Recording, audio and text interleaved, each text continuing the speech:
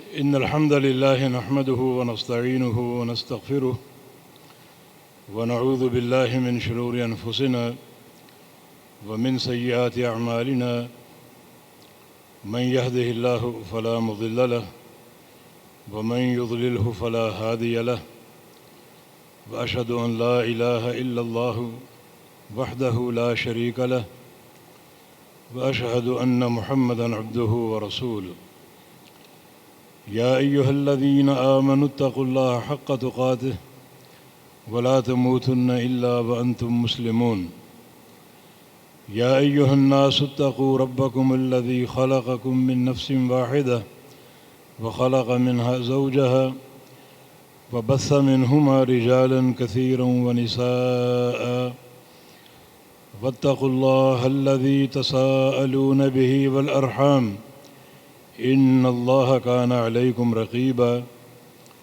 يا أيها الذين آمنوا اتقوا الله وقولوا قولا سديدا يصلح لكم أعمالكم ويغفر لكم ذنوبكم ومن يطع الله ورسوله فقد فاز فوزا عظيما اللهم صل على محمد وعلى آل محمد كما صليت على إبراهيم وعلى آل إبراهيم إنك حميد مجيد اللهم بارك على محمد وعلى آل محمد كما باركت على إبراهيم وعلى آل إبراهيم إنك حميد مجيد سبحانك لا علم لنا إلا ما علمتنا إنك أنت العليم الحكيم رب اشرح لي صدري ويسر لي أمري واحلل عقدة من لساني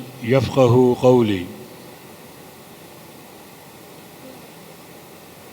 لقد قال الله سبحانه وتعالى بعد أعوذ بالله من الشيطان الرجيم من همزه ونفخه ونفسه بسم الله الرحمن الرحيم قل هل يستوي الذين يعلمون والذين لا يعلمون وقال رسول الله صلى الله تعالى عليه وسلم من سلك طريقا يلتمس فيه علما سهل الله له به طريقا إلى الجنة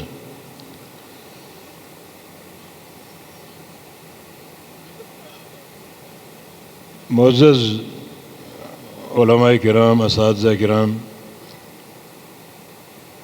اور انتہائی عزیز طلبہ، یہ گھڑی اس وقت میرے لیے کسی بہت بڑی سعادت سے کم نہیں ہے کہ میں طالب علم اپنے طلبہ ساتھیوں کے ساتھ بیٹھا ہوں۔ یہ میرا ایک شوق ہے طلباء کے ساتھ بیٹھنا، اور تمنا یہی ہے کہ ہمیشہ طالب علم ہی رہوں اور قیامت کے دن طلباء کے زمرہ میں میرا حشر ہو۔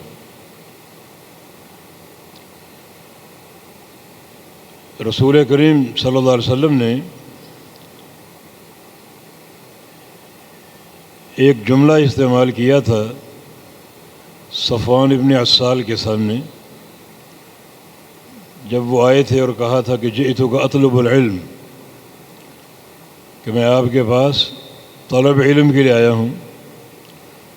مسند احمد میں یہ اس قصے کا اصل موجود ہے کہ میں آپ کے پاس طلب علم کے لیے آیا ہوں۔ تو آپ نے کیا فرمایا تھا؟ یہ نہیں کہا کہ مرحبا بک، کہ تجھے خوش آمدید، بلکہ فرمایا کہ مرحبا بطالب العلم، طالب علم کے لیے خوش آمدید۔ اور یہ طالب واحد معرفہ کی طرف مضاف ہے، اور قاعدہ آپ جانتے ہیں کہ اس میں عموم ہوتا ہے۔ یہ مرحبا صرف صفوان کے لیے نہیں تھا، ہر اس شخص کے لیے ہے جو علم کا طالب ہو۔ تو یہ ایک مستقل ایک فضیلت طلبۃ العلم کے لیے، جو بچہ گھر سے نکلے گا طالب علم کے لیے، تو محمد الرسول اللہ صلی اللہ علیہ وسلم کا اس کے لیے مرحبا کے ذریعے دعا دینا موجود اور ثابت ہے۔ یہ استقبال اللہ کے پیارے پیغمبر کی طرف سے ہے مرحبا کی صورت میں، اور یہ دعا اللہ کے پیارے پیغمبر کی طرف سے ہے مرحبا کی صورت میں، کیونکہ یہ عموم کا صیغہ ہے۔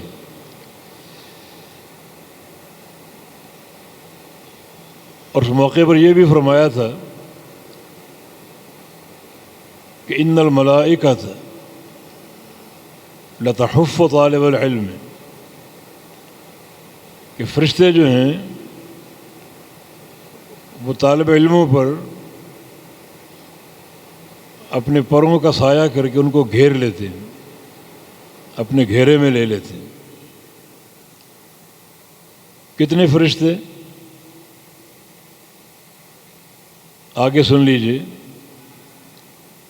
یرکب بعضها بعضا حتی یبلغ السماء، اتنے فرشتے ہوتے ہیں کہ ایک فرشتہ دوسرے پر، دوسرا تیسرے پر، چوتھے پر سوار ہوتے ہوتے آسمان تک پہنچ جاتے ہیں۔ یعنی زمین سے آسمان تک ملائکہ اس طالب علم کو گھیر لیتے ہیں اور اپنے پروں کا سایہ کرتے ہیں۔ یہ بات آپ نے کس سے فرمائی؟ صفوان ابن عسال سے، جس نے کہا تھا کہ میں طالب علم کی لایا ہوں۔ اب وہ طالب علم سن لیجئے کیا تھا، صرف ایک سوال تھا۔ اکثر وہ سفر پر رہتے تھے تو موضوع پر مسح کے تعلق سے ان کا سوال تھا کہ مسح کی مدت کیا ہے، اور وہی جواب جو حدیث میں آپ نے پڑھا ہے ایک ہی لائن کا کہ دل مقیم یوم و لیلہ و دل مسافر ثلاثۃ ایام و لیالیہن، کہ مسح کی مدت یہ ہے کہ مقیم اپنے موضوع پر ایک دن اور ایک رات تک مسح کر سکتا ہے، اور مسافر جو ہے وہ 3 دن اور 3 راتیں۔ یہ پوری مجلس تھی، یہ اس کا سوال تھا، یہ آپ کا جواب تھا، اور یہ فضیلت کہ جو بھی طلب علم کے لیے آتا ہے فرشتے اس کو گھیر لیتے ہیں، حتیٰ کہ ایک سوال کرنے بھی آ جائے تو ان طلباء کی سعادت رفعت کا کیا ٹھکانہ جو اپنے گھروں سے 8 سال کے لیے آتے ہیں، قرآن پاک کی تفسیر پڑھتے ہیں، تفسیر کی اصول پڑھتے ہیں، کتب حدیث پڑھتے ہیں، صحاح ستہ اور دیگر کتب شرح کے ساتھ، پھر اصول حدیث، علوم الحدیث، پھر رجال کا علم ہے، پھر علوم عالیہ ہیں، نحو و صرف ہے، منطق فلسفہ ہے، جو ان سارے علوم کی تحصیل کے لیے آتا ہے اور اپنے ادارے کو، اپنے اساتذہ کو پورے 8 سال دیتا ہے، تو ان کے شرف کا کیا عالم ہوگا۔ یہ بات تو آپ نے اس صحابی سے کہی تھی جو ایک سوال کرنے آیا تھا، تو جو یہ سارے علوم کا ذخیرہ طلب کرنے آئے، اس کے حصول کے لیے آئے، تو کس طرح اس کو فرشتوں کی رفاقت حاصل ہوگی، معیت حاصل ہوگی، اور کیا ان کا شان اور وقار ہوگا۔ یقیناً وہ فرشتے آپ کے ساتھ، آپ کے اساتذہ سے حدیث کا سماع اور علم کا سماع بھی کرتے ہیں، اور یہ علماء کی مجالس کی شان ہے، کوئی دنیا کا شرف اس کا مقابلہ نہیں کر سکتا۔ شیخ الاسلام کا قول ابن تیمیہ رحمہ اللہ کا اگر آپ نے اس زمین کی پشت پر جنت دیکھنی ہے تو علماء کی مجالس کو دیکھ لو. علماء کی مجالس اس زمین کی پشت پر اللہ تعالیٰ کی جنت. اور شیخ الاسلام کی یہ بات اپنی طرف سے نہیں ہے، ایک حدیث سے ماخوذ ہے. وہ صحیح مسلم کی حدیث ہے، اذا مررتم بریاض الجنہ فارتعوا، کہ جب تم جنت کے باغیچوں کے پاس سے گزرو تو ضرور کچھ کھا پی کے گزرو. صحابہ نے پوچھا کہ وہ جنت کا باغیچے کہاں ہیں، کیا ہیں؟ وہاں کہ حلق الذکر، وہ مجالس جہاں اللہ کا ذکر ہو، اس کی آیات کا ذکر ہو، اس کے حبیب کی احادیث کا ذکر ہو، وہ جنت کے باغیچے ہیں. تو ضرور کچھ کھاؤ اور پیو، پھر آگے بڑھو. تو شیخ کی یہ بات اس حدیث سے ماخوذ ہے کہ علماء کی مجالس اس زمین کی پشت پر اللہ تعالیٰ کی جنتیں ہیں. اگر کسی کو جنت کا مشاہدہ کرنا ہے تو وہ علماء کی مجالس کو دیکھ لیں. یعنی کیا شان ہوتی ہے، طلباء کا ہجوم، پھر ملائکہ زمین سے آسمان تک. امام بخاری کے شیخ تھے محمد بن سلام البیکندی رحمہ اللہ، ان کی مجالس کی یہی شہرت تھی. یعنی کئی سو مستملی ان کی مجلس میں شریک ہوتے تھے. مستملی اس شخص کو کہا جاتا ہے جو شیخ کی آواز کو آگے پہنچائے، اور جو شیخ کی بات ہوتی وہ آگے پہنچاتے اور وہ آگے پہنچاتا. اس طرح سینکڑوں مستملی ان کی مجلس میں گنے گئے. سینکڑوں دواتیں، ہر دوات میں کئی لڑکے شریک ہوتے تھے حدیث لکھنے کے لیے. ایک بار گھر تشریف فرما تھے، دروازے پہ دستک ہوئی، تو نے خود دروازہ کھولا تو ایک بندہ سامنے کھڑا تھا. اس نے سلام کیا اور کہا کہ میں انسان نہیں بلکہ جن ہوں اور فلاں قبیلے کا نمائندہ ہوں. ہمارے اس قبیلے کے سردار نے بھیجا آپ کے پاس آپ کو بتانے کے لیے کہ آپ کی مجلس حدیث جہاں بھی قائم ہوتی ہے ہمارا پورا قبیلہ اس میں شریک ہوتا ہے، اور جن کے شرف کی لوگ باتیں کریں. ایک آیت آپ پڑھتے ہیں قرآن پاک میں، ما جعل اللہ لرجل من قلبین فی جوفہ، اللہ تعالی نے کسی انسان کے لیے اس کے سینے میں دو دل نہیں رکھے، ایک ہی دل. ہر انسان کے سینے میں ایک ہی دل ہے، دو دل نہیں. اس میں ایک تنبیہ ہے، ایک نصیحت ہے. یہاں طلب علم کے لیے کیوں آیا اس مدرسے میں؟ تاکہ علم کا تعلم ہو، کسب علم ہو، اور پھر اس پر عمل کریں. اپنے آپ سے جہالت کے مرض کو دور کریں، خود عمل کریں، اور آگے چل کر اس کو بیان بھی کریں، لوگوں کو عمل کی دعوت دیں. یہ ایک مقصود ہے آپ کا، اور یہی مقصد آپ کے دل میں گھر کیے ہوئے. اور دل تو ایک ہی ہے نا. اب وہ ایک ہی دل طلب علم کا شوق بھی رکھے، اسی دل میں کسی معصیت کی نیت بھی ہو، گناہ کی نیت بھی ہو. یہ دو چیزیں کیسے جمع ہو سکتی؟ اور دل تو ایک، یا تو دو دل ہوں، ایک دل میں طلب علم کا شوق ہو اور دوسرے میں گناہ کا شوق ہو، گناہ کی سوچ ہو. یہ ممکن ہی نہیں. اگر اس دل میں واقعتاً طلب علم کا شوق ہے، اپنے نفس سے جہالت کو دور کرنے کا شوق ہے، اللہ کی رضا کے حصول کا شوق ہے، تو پھر اس دل میں گناہ کی خواہش ہو ہی نہیں سکتی، گناہ کی طرف میلان ہو ہی نہیں سکتا. ایک ایسی سوچ و بچار کہ وہ بندے کے دل میں مستقل موجود ہے، گناہ کی رغبت، گناہ کی نیت. اگر گناہ کی رغبت موجود ہے، گناہ کی نیت موجود ہے، تو پھر یہ لمحہ فکریہ آپ سب کے لیے کہ اپنے طلب علم کی جستجو پر نظر ثانی کرو، کہیں نہ کہیں جھول ہے۔ اگر یہ دل تقویٰ کا محل ہے تو آپ طلب علم میں سچے ہیں، اور اگر اس دل میں گناہ کی رغبت ہے، گناہ کی طرف میلان ہے، یا گناہ کا شوق اور جستجو ہے، تو طلب علم میں کہیں نہ کہیں جھول ہے، پھر آپ مقصد تک نہیں پہنچ سکتے۔ پھر وہ طلب علم آپ کا امتحان کے کمرے تک رہے گا، پیپر حل کر کے نکلے سب ختم۔ اور جو علم تقویٰ کی اساس پر لیا جائے، للہیت پر، اللہ تعالیٰ کے خوف پر،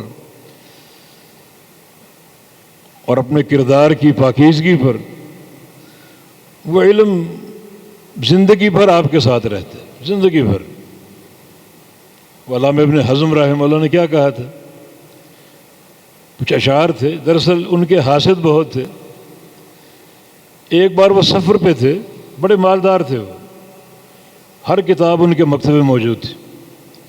ایک بار سفر پہ تھے تو حاسدین نے پیچھے ان کے پورے مکتبے کو آگ لگا دی، جلا دیا، ساری کتابیں جل گئیں۔ واپس آئے تو وہ مکتبہ کوڑے کا ایک ڈھیر بنا ہوا ہے۔ بڑی رنجش ہوئی، بڑا ایک ملال، بڑا افسوس، آنکھوں سے آنسو بھی بہے ہوں گے، اور وہ حاسدین تماشا دیکھ رہے ہیں۔ تو اس موقع پر انہوں نے شعر کہے تھے کچھ، جس کا معنی یہ ہے کہ تم نے جو میرا مکتبہ جلا دیا، تو سنو، تم نے صرف کاغذ جلائے ہیں، کاغذ۔ ان کتابوں کا سارا علم میرے سینے کے اندر موجود ہے، صرف تم نے کاغذ جلائے ہیں، علم سارا موجود ہے میرے سینے میں، اور یہ علم جہاں جاتا ہوں میرے ساتھ جاتا ہے، حتیٰ کہ جب مروں گا تو قبر میں میرے ساتھ اترے گا۔ یہ سلف کا علم ہے، جس کی اساس تقویٰ، للہیت، کہ وہ مرتے دم تک محفوظ ہے، پھر اس میں نسیان نہیں، بھول نہیں۔ یہ نسیان اور بھول اگر ہمارے علم کو لاحق ہے تو پھر یقیناً ہمیں کہیں نہ کہیں جھول دکھائی دے گا۔ اگر غور کریں، سوچیں، کچھ نہ کچھ کمی موجود ہے، ورنہ سلف کا علم جو ان کے سینے میں اتر جاتا پوری طرح محفوظ ہو جاتا۔ یہ زاد المعاد ابن قیم رحمہ اللہ کی یعنی 4 جلدوں میں چھپی، مختلف اس کے طبعات ہیں، جو پرانا طبع ہے 4 جلدوں میں یہ کتاب چھپی ہوئی، زاد المعاد۔ یہ ابن قیم نے کیسے لکھی؟ اپنے گھر سے نکلے حج کرنے کے لیے تو کاغذوں کا بنڈل ساتھ رکھ لیا، اور دواتیں اور قلم ساتھ رکھ لیے، جہاں رکتے پڑاؤ ڈالتے، لکھنا شروع کر دیتے، جہاں رکتے لکھنا شروع کر دیتے۔ دوران حج بھی جہاں موقع ملا لکھنا شروع کر دیا۔ کوئی لائبریری پاس نہیں، کوئی شیخ اور استاد پاس نہیں، کوئی مکتبہ پاس نہیں، زبانی۔ واپس لوٹے تو پھر بھی جہاں پڑاؤ ڈالتے لکھنا شروع کرتے۔ حج سے فارغ ہوئے، گھر واپس لوٹے تو 4 جلدوں پر مشتمل یہ کتاب زاد المعاد تیار ہو چکی تھی، سب زبانی، حافظے سے۔ اس میں قرآن اور تفسیر، حدیث اور اس کی شرح، رجال کا علم، تاریخ کا علم، حتیٰ کہ علم طب، فقہ، ہر علم موجود تھا، نحو و صرف کی باتیں، نثر بھی اور نظم بھی۔ یہ قوت حافظہ کس چیز کی نشاندہی کرتا ہے؟ دراصل اس کی اساس تقویٰ، میرے عزیز بچوں، تقویٰ اس کی اساس۔ تو بات وہیں سے پھر جاتی ہے کہ سینے میں ایک ہی دل ہے، اور ایک دل ایک وقت میں ایک ہی کام کرتا ہے۔ تحصیل علم کے شوق سے اس سینے کو بھر لو، اور اس راستے پر جاری و ساری ہو جاؤ۔ اللہ تعالیٰ کی طرف سے بڑی برکتیں، رحمتیں، قوت حفظ، اور پھر علم سے عجیب استنباطات کا ملکہ آپ کو حاصل ہوگا، ایک عجیب فقاہت آپ کو ملے گی، جیسا کہ سلف صالحین کا حافظہ تھا، حدیثوں کے حافظ، قرآن کے حافظ۔ امام بخاری رحمہ اللہ 1,00,000 صحیح حدیثوں کے حافظ تھے، اور 6 لاکھ ملی جلی حدیثوں کے، امام بخاری رحمہ اللہ۔ ابو زرع الرازی ان کے ایک شاگرد تھے، بڑی ان سے محبت کرتے تھے۔ ایک بار انہیں جوش میں آ کر کہا کہ اگر میرے شیخ ابو زرع کو 1 لاکھ صحیح حدیثیں یاد نہ ہوں تو میری بیوی کو طلاق ہے۔ کہ طلاق معلق ہوتی، 1 لاکھ صحیح حدیثیں اگر یاد نہ ہوں تو میری بیوی کو طلاق ہے۔ اب مسئلہ حل کرنا ضروری تھا، اگر یاد ہیں تو بیوی ان کی موجود ہے، یاد نہیں تو بیوی کو طلاق واقع ہو جائے گی۔ تو لوگ ابو زرع کے پاس گئے کہ کیا آپ کو 1 لاکھ صحیح حدیثیں یاد ہیں؟ فرمایا کہ احفظ 100,000 کما یحفظ احدکم قل هو اللہ احد۔ مجھے 1 لاکھ حدیثیں اس طرح یاد ہیں زبانی جیسے تمہیں قل هو اللہ احد یاد ہے۔ یہ ان کا حفظ، مگر اس کی اساس میرے عزیزو تقویٰ تھا۔ اللہ تعالیٰ مجھے بھی تقویٰ کے نور سے آراستہ کرے اور آپ کو بھی، ورنہ علم کا نسیان، یہ معصیت اور گناہ، وہ جو چمک دمک ایک عالم کے چہرے کی، اس کی بنیاد بھی یہ تقویٰ ہے اور گناہوں سے بچنا ہے۔ امام شافعی رحمہ اللہ امام مالک کی مجلس میں گئے، امام مالک رحمہ اللہ نے جب دیکھا ان کو، ان کے چہرے کو، دنگ رہ گئے، نور سے بھرا ہوا۔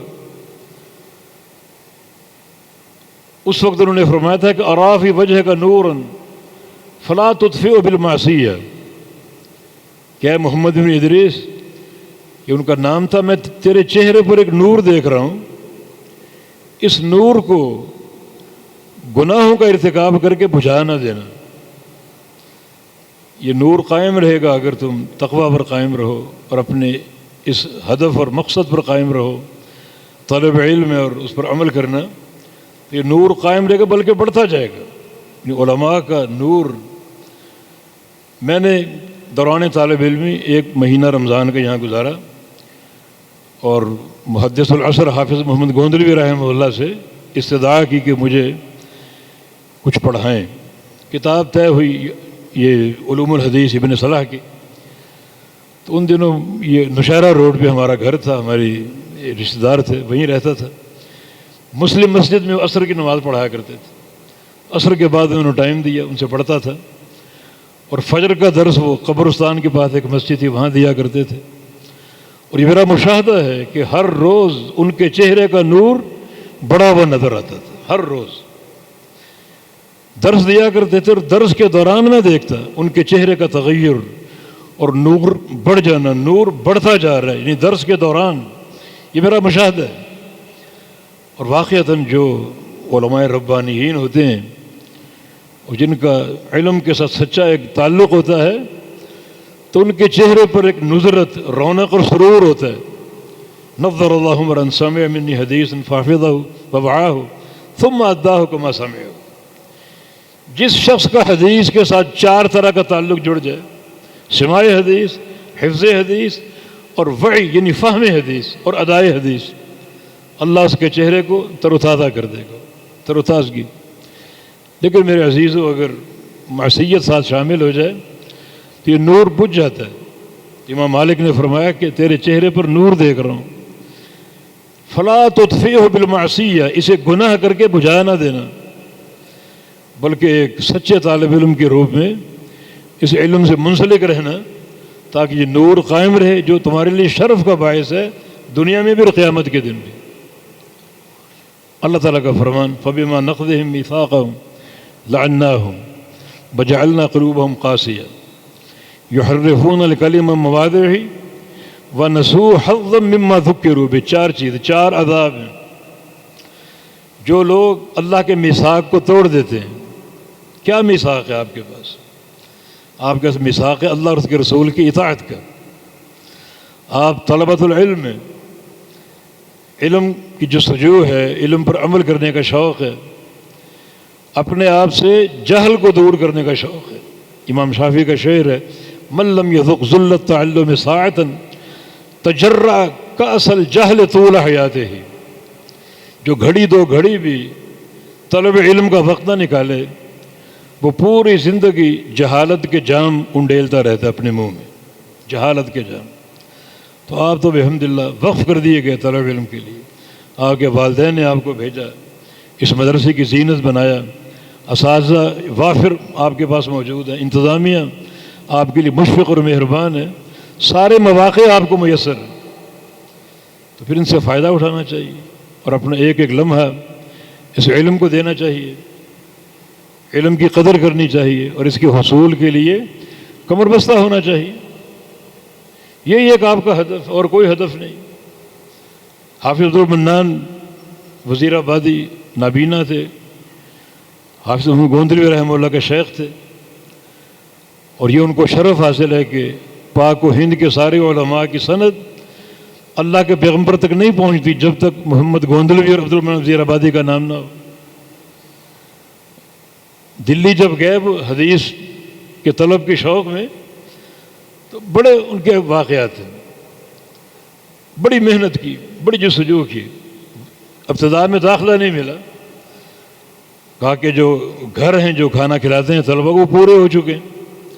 آج تو کھانا آپ کو یہاں ملتا ہے، اس دور میں گھروں میں تقسیم ہوتا تھا کہ فلاں طالب علم فلاں گھر میں کھانا کھائے گا، فلاں گھر میں. اتنی محنت کی ہمارے اسلاف نے، تو گھر سارے پورے ہو چکے ہیں، تو آپ کے کھانے کا انتظام نہیں. فرمایا کہ میں وزیر آباد سے کھانا کھانے نہیں آیا، طلب علم کے لیے آیا. چنانچہ داخلہ مل گیا کھانے کے بغیر. جو کمرے میں 3 4 6 ساتھی تھے، جب 2 دن 3 دن فاقہ برداشت کیا، اور جب ایک برداشت کی حد ہوتی تو اپنے ساتھیوں سے کہا کہ تم جو اپنے گھروں میں جاتے ہو کھانا کھانے کے لیے، تو ایک لقمہ اتار کے رکھ لیا کرو میرے لیے، ایک لقمہ لے آیا کرو، بس تمہیں کوئی فرق نہیں پڑے گا اور میرا جو فاقہ ہے وہ دور ہو جائے گا. تو ایک لقمہ لے کر آیا کرتے تھے، وہ پانی میں بھگو کر کھایا کرتے تھے. اور جب سال بعد نتیجہ نکلا امتحان کے بعد، پورے مدرسے میں ان کی پہلی پوزیشن تھی. بڑی ان کی بھی قدر افزائی کی گئی.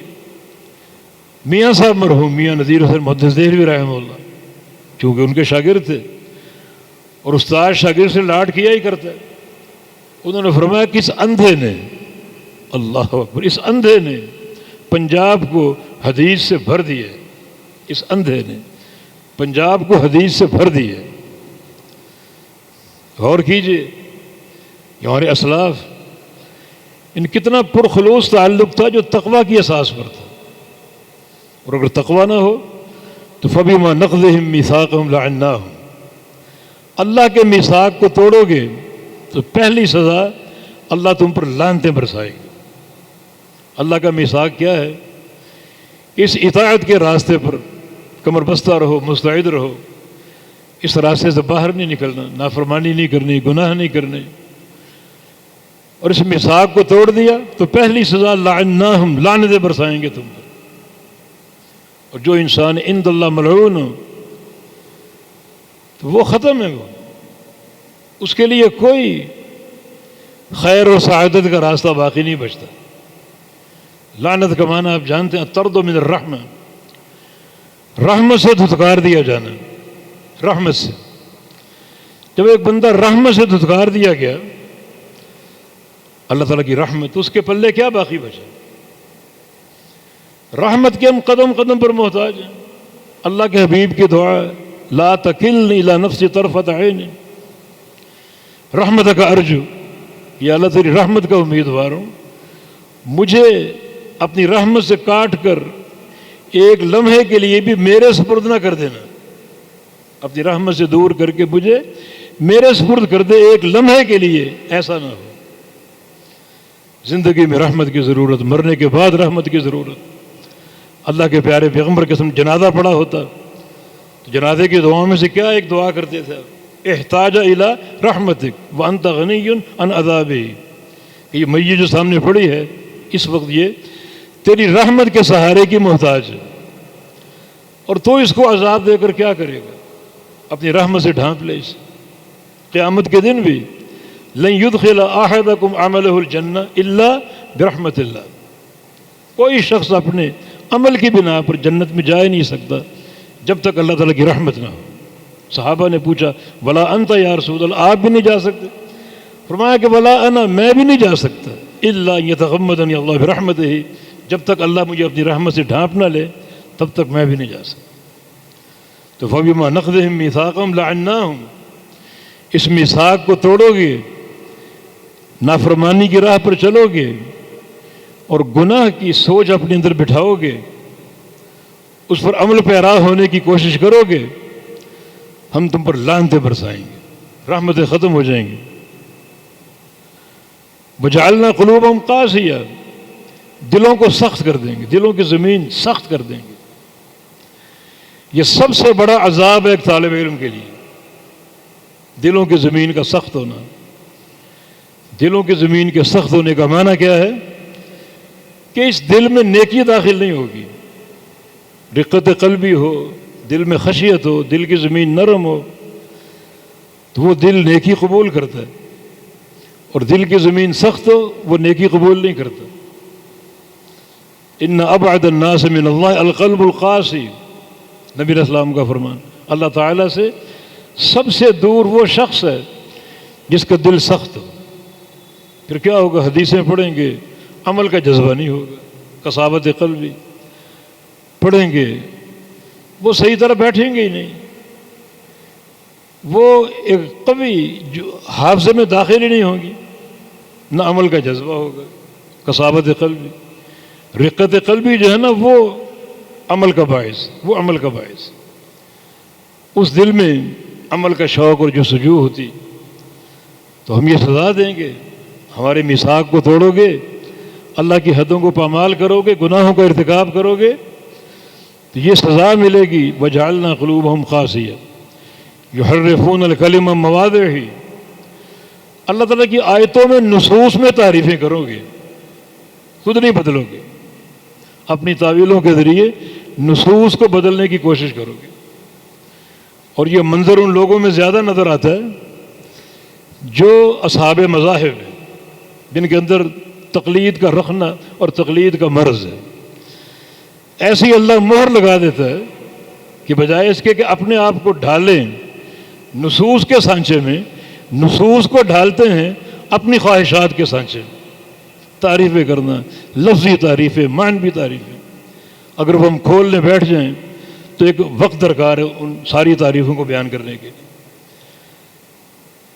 یہ بھی ایک سزا ہے کہ اپنے آپ کو بدلنے کے بجائے نصوص کو تبدیل کرتے ہیں اپنی تعویلات کی روشنی میں اور اپنی خواہشات کی روشنی میں، یہ بھی ایک سزا ہے۔ اور چوتھی سزا وَنَسُوا حَظًّا مِّمَّا ذُكِّرُوا بِهِ، جو تم کو علم دیا گیا اس علم کا بیشتر حصہ بھول جاؤ گے، وہ یاد نہیں رہے گا، بلا دو گے اللہ کی حدوں کو پامال کرنے کی وجہ سے، علم بھول جاؤ گے۔ تو یہ ایک معیار ہے اس تقوی کو جانچنے کا، علم سے ہمارا کیسا تعلق ہے، یاد رہتا ہے یا بھول جاتے ہیں؟ اور اگر بھول جاتے ہیں تو مانا کہیں نہ کہیں جھول ہے، جو ایک انسان کی زندگی ہے، اس کی استقامت ہے، ایک طالب علم کا منہج تقوی، کہیں نہ کہیں جھول ضرور ہے۔ بڑا غور و خوض کرو اور اپنی اصلاح کرو۔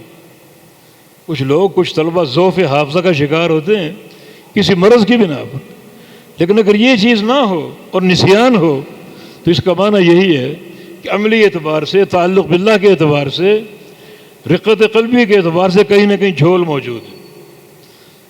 استغفار کرو میرے عزیز طلبہ، استغفار کرو، عزیز بچوں استغفار کرو۔ استغفار یہ سارے جو رونے دھو دے گا، ساری پریشانیاں دور کر دے گا۔ جو اپنے اگلے جو لاہ عمل کا آپ نے تعین کرنا ہے اس کی اساس استغفار بنا لو۔ استغفار، ابن قیم رحمہ اللہ اپنے شیخ الاسلام سے پوچھتے ہیں کہ کس ذکر سے بندے کو آغاز کرنا چاہیے؟ ایک ہے استغفار، استغفر اللہ استغفر اللہ استغفر اللہ، اور ایک ہے تسبیح و تحمید، سبحان اللہ والحمد للہ۔ تو زیادہ ذکر کیا ہو اور کہاں سے آغاز ہو؟ آغاز استغفار سے ہو یا آغاز تسبیح و تحمید سے ہو؟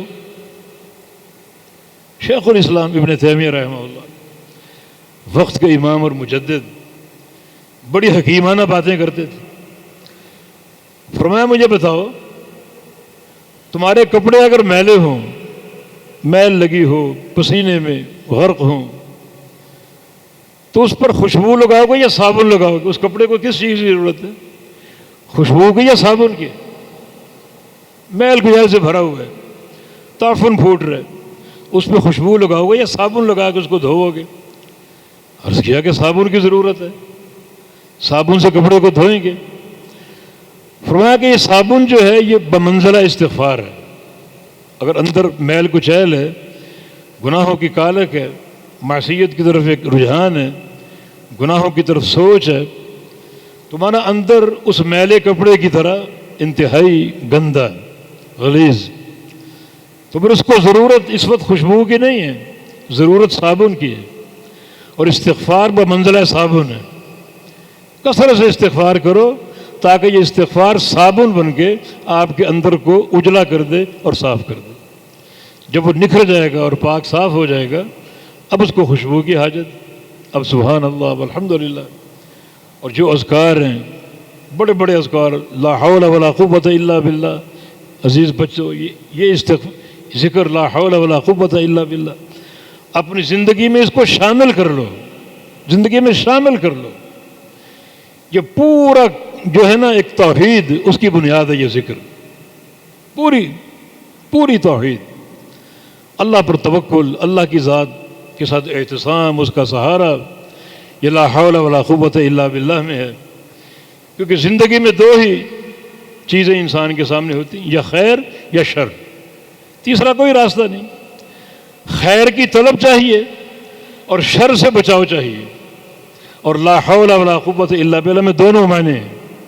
لا حول شر سے بچاؤ، شر کو پھیر دینا، شر کو پلٹ دینا، اور ولا قوت خیر کو حاصل کر لینا اور خیر کو پا لینا، یہ دونوں چیزیں ممکن نہیں ہیں الا باللہ، مگر اللہ کی توفیق سے۔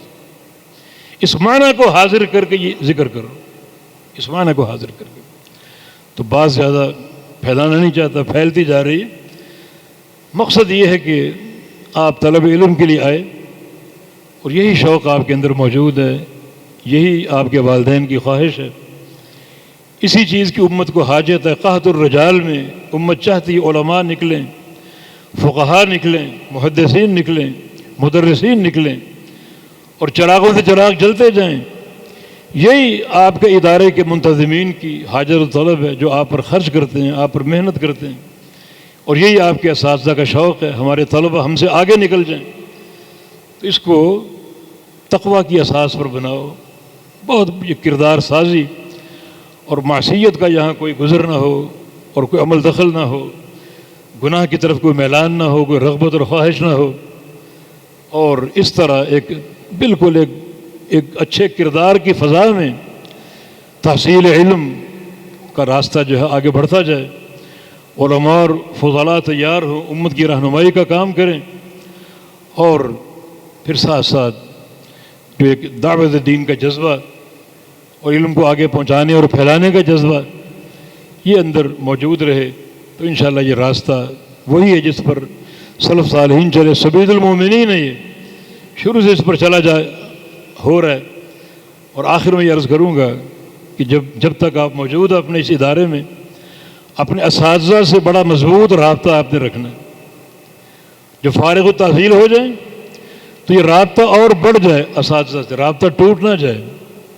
دیکھنے میں آتا ہے کہ مدرسے سے فارغ ہو کے نکلے تو اساتذہ کو ہم نے فراموش کر دیا، نہیں، یہ رابطہ آپ کا مرتے دم تک اساتذہ سے قائم رہنا چاہیے۔ بڑا بابرکت یہ رابطہ ہے، بڑا بابرکت۔ اساتذہ نے آپ کو اپنی سنت کے ساتھ اللہ کے پیغمبر سے ملایا ہے، معمولی بات نہیں عرض کر رہا۔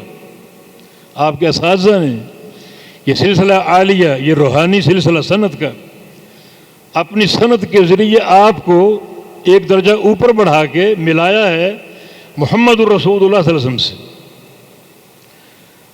اور یہ صرف عہد الحدیث محدثین کا شرف ہے، جن کو سند کے ساتھ اللہ کے پیغمبر تک پہنچنے اور آپ سے ملنے کا اور صحابہ تک پہنچنے کا جو ہے وہ ایک سلسلہ حاصل ہے، اور ان کو یہ ایک عمل حاصل ہے کہ وہ سند کے ذریعے یعنی پوری دنیا ملتی ہے جا کر نبی علیہ السلام سے، صحابہ تک، مگر رشتہ اسلام سے، سورہ محمد کی، سورہ جمعہ کی آیتیں آپ کبھی تفسیر سے یعنی پڑھے کبھی تنہائی میں، اللہ تعالیٰ نے اپنے نبی کی بعثت کا ذکر کیا، اپنی نبی کی بعثت کا، امیین میں رسول بھیجا ہم نے، امیین میں، جو 3 کام کرے گا،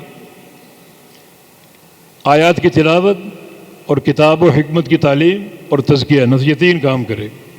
یعنی تینوں کام اللہ کا پیغمبر کرے گا۔ فقہ اللہ کا پیغمبر دے گا، حدیث اللہ کا پیغمبر دے گا، قرآن اللہ کا پیغمبر دے گا، ان کی شرح اور تفسیر اللہ کا پیغمبر دے گا، تمہارا تزکیہ اللہ کا پیغمبر فرمائے گا۔ یہ ہمارے مسلک کا تمیز ہے بحمداللہ۔ یعنی کچھ لوگ تو اس دین کو شطرنج کی طرح تقسیم کر دیتے ہیں۔ جناب ہم اصول میں امام اشعری کے پیروکار، فروع میں امام ابو حنیفہ کے پیروکار، اور تزکیہ اور تصوف میں ہمارے 4 مشارب ہیں، سہروردی، نقشبندی، قادری، چشتی۔ ان دین کو شطرنج کا کھیل ہے، اس طرح تقسیم، پتے تقسیم کر دیا۔ یہ آیتیں کیا کہہ رہی ہیں؟ ہم عہد الحدیث، عقیدہ ہو، فروع ہوں، اصول ہوں، فقہ ہو، تزکیہ ہو، ان سارے امور میں محمدی ہیں صلی اللہ علیہ وسلم، اللہ کے پیغمبر کے پیروکار۔ تو اس کی تفسیر پر کبھی غور کرنا۔ اللہ آگے کیا فرمایا؟ آخرین منہم لما یلحقوا بہم، اور کچھ اور بھی ہیں انہی میں سے جو اب تک ان سے ملے نہیں، اب تک ان سے ملے نہیں۔ یہ واو حرف عطف ہے اور معطوف علیہ فی الامیین، یعنی بعث فی الامیین وبعث فی الآخرین۔ اللہ نے رسول بھیجا امیین میں اور اوروں میں جو امیین کے بعد آئیں گے، اللہ نے رسول کو بھیجا۔ تو یہ قیامت تک آنے والے سارے اس زمرے میں داخل اور شامل ہیں۔ لما یلحقوا بہم، جو ابھی تک ان سے ملے نہیں، یعنی ملیں گے ضرور اور آئیں گے اسی تعلق سے، اور وہ ابھی ملے نہیں، ملیں گے ضرور۔ لما ہے یہ حرف نفی۔ اتنا تو آپ جانتے ہیں کہ لم اور لما میں کیا فرق ہے۔ لم یا لا نفی کا حرف ہے، مطلق نفی کا، اور لما میں ایسی نفی جس میں توقع ہوتی ہے اس بات کی۔ لم یأت زید، ان کا معنی زید آیا نہیں، آئے گا یہ نہیں آئے گا پتہ نہیں، لیکن لما یأت زید ان کا معنی کیا کریں گے؟ زید ابھی تک نہیں آیا، معنی آئے گا ضرور، یعنی اس کے آنے کی توقع موجود ہے۔ اسی طرح یہ آخرین جو ابھی تک ملے نہیں لیکن ملیں گے ضرور۔ ملیں گے کیسے؟ رشتہ اسلام سے، رشتہ ایمان سے۔ لیکن عہد الحدیث کا ملنا کیسا ہے؟ اس شرف کی تو کوئی انتہا ہی نہیں۔ وہ ملیں گے اس سلسلہ سند کے ذریعے، متصل سند کے ذریعے، روحانی سلسلہ۔ بات اور واضح کرنے کے لیے صحیح بخاری کی پہلی حدیث لے لو، سند اس کی۔ امام بخاری کیا فرماتے ہیں؟ حدثنا الحمیدی، حمیدی آپ کے استاد ہیں۔ امام بخاری اپنے شیخ امام حمیدی کے ذریعے ایک طبقہ آگے بڑھ گیا۔ حمیدی کیا کہتے ہیں؟ حدثنی سفیان، سفیان بن عیینہ، ایک درجہ اور آگے بڑھ گئے، سند اوپر جا رہی ہے، امام بخاری سے حمیدی تک، حمیدی سے سفیان بن عیینہ تک۔ وہ کیا کہتے ہیں؟ ان کے شیخ یحییٰ بن سعید الانصاری، ان کے شیخ محمد بن ابراہیم التیمی، ان کے شیخ علقمہ بن وقاص اللیثی جو کہ تابعی ہیں، محمد ابراہیم بھی تابعی، یہ حدیث تابعی نہیں تابعی، تو ان کے شیخ یہ امام علقمہ بن وقاص جو کہ تابعی ہیں، اور وہ فرماتے ہیں کہ سمعت عمر بن الخطاب، میں نے یہ حدیث کس سے سنی؟ امیر المومنین عمر بن الخطاب سے۔ یہ سند صحابی تک پہنچ گئی۔ دیکھو کس شان سے مل رہے ہیں امام بخاری رحمہ اللہ، کس شان سے مل رہے ہیں عمر بن الخطاب سے۔ عمر بن الخطاب کیا منبر پر کھڑے ہیں کہ اللہ کے پیارے پیغمبر خطبہ ارشاد فرمایا اور یہ حدیث بیان کی، انما الاعمال بالنیات۔ امیر عمر نے حدیث بیان کر کے نبی علیہ السلام سے ہمیں کس سے ملا دیا؟ رسول اللہ صلی اللہ علیہ وسلم سے۔ انہیں یہ حدیث کہاں سے ملی؟ جبریل امین سے۔ جبریل کو کہاں سے ملی؟ اللہ تعالیٰ سے ملی۔ یہ سلسلہ عالیہ کوئی اس شرف تک پہنچتا ہے، اس کی مثال ہو سکتی متصل سند کے ساتھ۔ یعنی آج ہم یہاں بیٹھے بیٹھے آپ بھی یہاں بیٹھے بیٹھے اپنی سند اپنے اساتذہ کے ذریعے اللہ کے پیارے پیغمبر تک پہنچا سکتے ہیں. یہ ہمارا شرف. اتنا بڑا اعزاز. جب آیت کریمہ اتری صحابہ نے پوچھا یہ کون لوگ ہیں؟ تو سن لو کون لوگ ہیں. نبی علیہ السلام کے سامنے سلمان فارسی بیٹھے ہوئے تھے. فرمایا کہ لو کان علم بثریا لنالہ رجال من قوم ھذا. سفیان کے کندھے پر ہاتھ رکھا. علم اگر ثریا ستارے پر بھی ہوا تو اس کی قوم کے کچھ رجال، اس کی قوم کے کچھ مرد وہاں بھی پہنچ کر علم کو حاصل کریں گے. اس کی قوم کی یہ قوم، یہ فارس سے تھے نا، فارس. ان فارس کے لوگ وہاں بھی پہنچیں گے، ثریا ستارے پر وہ علم لے کر آئیں گے. اور یہ فارس نے بڑے بڑے محدثین پیدا کی. یعنی کتب سیاہ ستہ کے سارے مؤلفین فارسی. امام بخاری بخارا کے تھے جو فارس کا علاقہ ہے. امام مسلم نیشاپور کے تھے جو فارس کا علاقہ ہے. امام ابو داؤد سجستان کے تھے جو فارس کا علاقہ ہے. امام نسائی نسا کے تھے جو فارس کا علاقہ ہے. ابن ماجہ قزوین کے تھے جو فارس کا علاقہ ہے. ترمذی ترمذ کے تھے جو فارس کا علاقہ ہے. اور محدثین ابو زرع الرازی رے مقام کے، ابو حاتم الرازی رے مقام کے، یہ سب فارس کے علاقے. کیا ان کی جہود ہے، کیا ان کی خدمات ہیں. تو یہ ان آیتوں کو آپ نے کس تناظر میں لیا کہ اس کی قوم کے افراد ثریا ستارے پر جائیں گے، علم لے کر آئیں گے. اشارہ محدثین کی طرف ہے. محدثین نے کہاں کہاں کی خاک نہیں چھانی، کہاں کہاں کی خاک نہیں چھانی. عبد اللہ راضی کا قول کیا ہے کہ طلب حدیث کے لیے 3 بر اعظموں میں گیا ہوں، 3 بر اعظموں میں. بلکہ ان کا قول 4000 میل پیدل چلا ہوں طلب حدیث کے لیے. پوچھا پھر چلنا چھوڑ دیا تھا؟ کہا نہیں، پھر گننا چھوڑ دیا تھا، گننا چھوڑ دیا. امام بخاری ان کے رحلات 16 سال جاری رہے، 16 سال. جہاں جہاں محدثین کا علم ہوا وہاں وہاں پہنچے اور حدیث لے کر آئے. اور بقی بن مخلد 3 بر اعظموں میں گئے طلب حدیث کے لیے. ہم میں سے کون گیا 3 بر اعظم؟ کون گیا ہے؟ حالانکہ آج کل جہاز بھی چلتے، اس دور میں کچھ نہیں تھا، یا پیدل یا گھوڑوں پر یا اونٹوں پر. 3 بر اعظموں میں طلب حدیث کے لیے گئے، 3 بر اعظموں. بلکہ بغداد سے، اندلس سے بغداد گئے. امام احمد بن حنبل کے پاس ان 7 حدیثوں کے سماع کے لیے جن کی سند کا علو ان کو مقصود تھا. حدیثیں موجود تھیں ان کے پاس، مگر ان کے پاس جو 7 حدیثیں تھیں وہ سند نازل کے ساتھ تھی. امام احمد بن حنبل کے پاس وہ سند عالی کے ساتھ تھی. تو اپنی سند کے علو کو حاصل کرنے کے لیے انہوں نے اندلس سے سفر شروع کیا. بغداد پہنچے، 6 ماہ کا سفر تھا. پھر وہ حدیثیں سنی، جس طرح سنی وہ ایک الگ قصہ ہے، بڑی ایک دردناک داستان. پھر سن کر واپس لوٹے.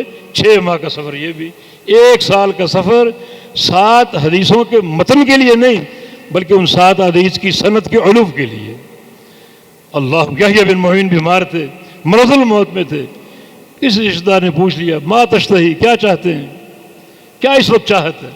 مقصد یہ ہے کہ مریض مختلف خواہشیں کرتا ہے، کچھ کھانے کو جی چاہے، کچھ پینے کو جی چاہے، کوئی پھل کھانے کو جی چاہے. تو بتائیں کیا چاہیے؟ آنکھیں کھول کر کہا 2 چیزیں چاہیے، بیت خال و سند عال.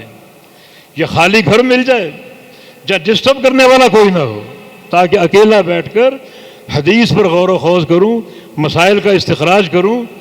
اور پھر دوسرا سند عالی، اس مرض میں بھی مجھے پتہ چل جائے فلاں علاقے میں کسی محدث کے پاس سند عالی ہے، تو پھر بھی اٹھوں گا، تکلیف برداشت کروں گا، اس محدث تک پہنچوں گا اور جا کے اس سے علو سند کا لے کر آؤں گا.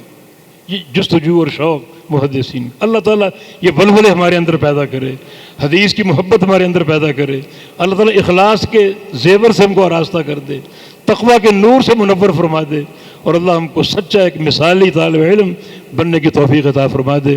اللہ ان اداروں کو قائم رکھے، ان کے معاونین کو قائم رکھے. اللہ ان کے اساتذہ کرام کو لمبی زندگی عطا فرمائے، اور اللہ رب العزت اس ادارے کو بقعہ نور بنا دے، جہاں سے نور پھوٹے، چراغوں سے چراغ جلیں اور دنیا روشنی کا منار بن جائے. اقول قولی ھذا واستغفر اللہ لی ولکم وآخر دعوانا ان الحمد للہ رب العالمین.